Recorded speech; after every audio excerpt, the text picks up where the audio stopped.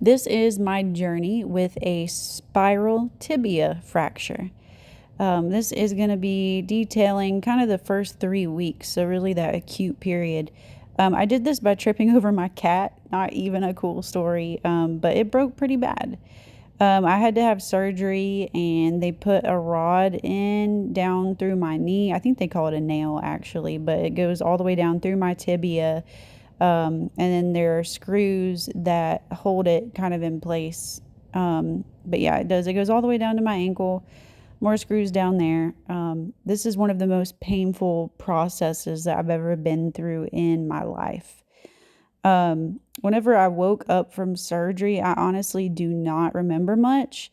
But basically, my leg was looking like this for about 2 weeks. Even whenever I was discharged, it was bandaged. It had to be elevated all the time. It had to be iced all the time. I couldn't see it and I could not move it at all. And it was super painful. Enjoy some pictures. This is me and my fiance whenever I was drugged up at the hospital. And then also my aunt, my fiance and my aunt had to take care of me pretty much 24/7, along with my mom and my mother-in-law. Eventually, I was able to get into a wheelchair. It took about 2 weeks for me to be able to transfer into a wheelchair, and it had to be custom because my leg had to stay up all the time. My follow-up appointment was awful. They unbandaged everything. This was at 2 weeks. So I got to see the incision site where they put in the nail, and then also the other little areas where they had inserted the screws.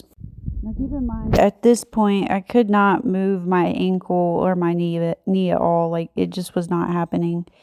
But they had to move my ankle in order to fit it into the boot they wanted it in. So it was really painful.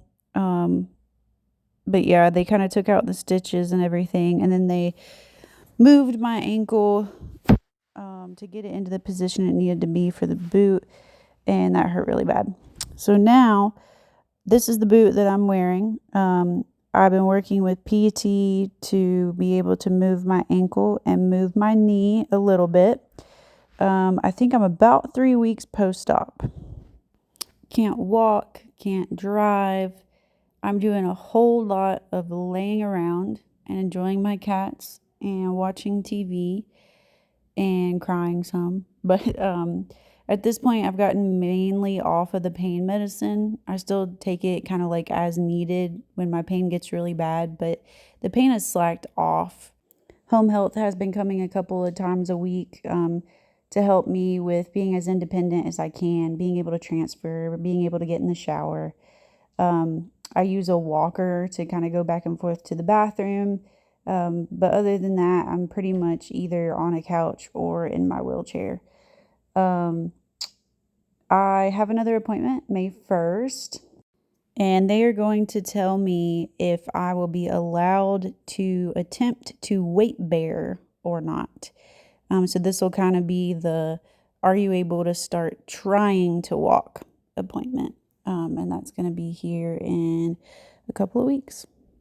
So I will be detailing the rest of my journey kind of periodically.